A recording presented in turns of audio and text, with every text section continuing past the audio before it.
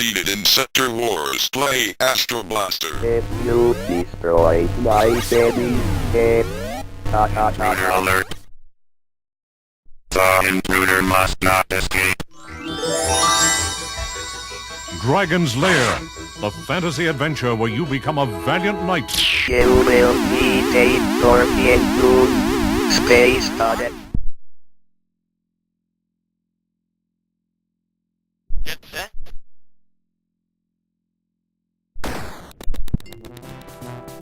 Paperboy, he doesn't write the news, he just delivers it. Money! Big prizes! I love it! Lead on, adventurer. Your quest awaits.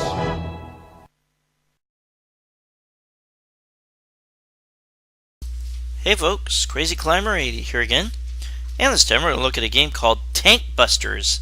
This was created by Valadon Automation in 1985, and Valadon Automation was a French company, and they were better known for the game BAGMAN, which was licensed to Stern in the US. I'd never seen or heard of this in the arcades. Not until I picked up MAME did I hear of this game. But it's okay. It's an overhead scrolling game where you drive a tank around the streets of this city, I guess. We're going to look at some of the sections of the map. The screen will scroll over a good deal, but there will definitely be some edges that you can't go past. And we'll look at some of the kind of landmarks of the game. You kind of need to get a map of the area and remember where certain enemies are, because you have a requisite total of a certain type of enemies that you need to destroy to be able to move on to the next stage.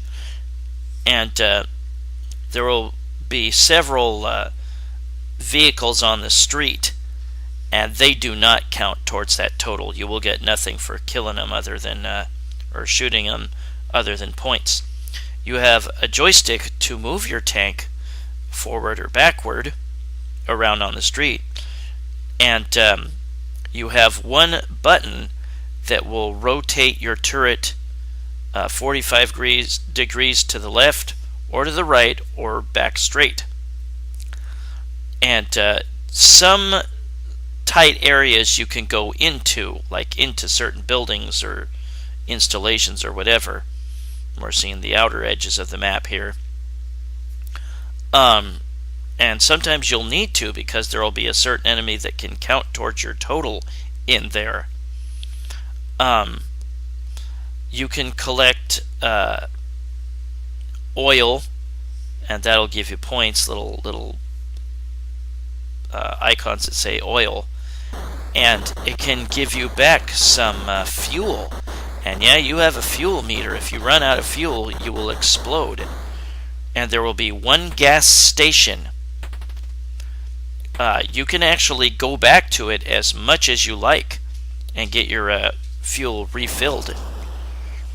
Those three enemies that they're showing are enemies that will count towards your prerequisite total of enemies needed to be destroyed, and most of them are going to be that you'll be able to see are bunkers, and there will be these cannons that will shoot at you. And there he picked up some oil. See, that was a bunker, that green thing. It's a green cannon. Know where those are, because you can take those out quickly and knock down your prerequisite total, and there you can get shot by those bunkers. But some of the other enemies, the two other enemies that they showed, might be hiding inside those buildings or installations that you can go inside.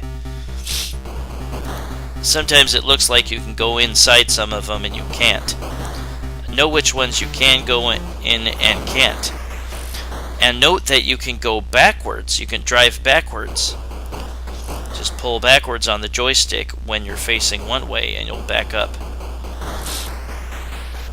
Never stop shooting, I think. You can hold down the fire button you don't want to run into that train. That train will kill you. You can hold down the fire button, and it'll shoot rapid fire 3 shots. Oops. Yeah, a number of those vehicles can shoot you. And it's good to consistently wail on the fire button so that you can surprise them, possibly. And again, you can collect those little oil icons and get a little fuel back if you don't want to go all the way back to the gas station. The gas station is near the top center. But yeah, you'll need to make your own map, pretty much, or have really good memory about where stuff is. That noise you hear, I'm not sure what that is, but you can see your fuel meter at the bottom in yellow. And when it gets really low, it's probably a good idea to go back to the gas station. And there I destroyed enough enemies so that now I go, this is a challenge stage. You get to be in a helicopter, and this is every other stage. You get to be in a helicopter. All the requisite enemies are destroyed. Now you have a new requisite. You have to shoot all the vehicles now that you can. You can fly right over buildings, and you can destroy the enemies in your sights. You have a little sight right in front of you. Just try to destroy as many as you can. You're supposed to get like a really special bonus if you can get like 16. I don't see how you can. 8 is like the best I've ever done. You just don't have enough time. But then you go back to this stage, and from here on out, there will be more enemies that are inside those buildings that you will need to shoot. And you'll need to go inside those buildings and take them out to add to your requisite total. That sound indicated that I was low on fuel. Fortunately, I had the gas station close by. And yeah, if you go away from the gas station a while, you can just go right back in. You can actually use it 2 times quickly, but just go off the screen a ways and then come back and you'll be able to use it again. This game's alright. I'm not a huge fan. Whoa. Yeah, touching an enemy or a vehicle or being shot by them will kill you. And again, you can be killed by that train that goes across those tracks. It's good to straddle the center lane of 2 lanes. Ooh, will I get to the gas station? Yep. It's good to straddle, when you have 2 lanes, straddle the center line. That way you could take out an enemy in either lane with your fire. But yeah, on the later levels there will be requisite enemies nestled inside some of those areas in the those tight areas in the buildings that you need to go in, and you'll take them out, and then you'll drop your requisite total down a bit. There's even a hospital right here. Some of the tight areas that you can go into will have an oil icon that will give you a little bit of fuel back. Yeah, this game can be kind of frustrating. It's easy for enemies to quickly get a shot on you and kill you. I don't know what that noise is, but it's easy for the enemies to get a quick shot on you. It's easy for you to practically run into one of the bunkers and not be ready. Just hit that rotational button to kill the or point at the bunker in time. And now we do the chopper thing again. If you get killed when you waste the last guy, it won't count. I mean, it won't have you killed. You'll end the level and you get to go to the challenge stage. But yeah, this is too hard for me. You don't seem to get nearly enough time.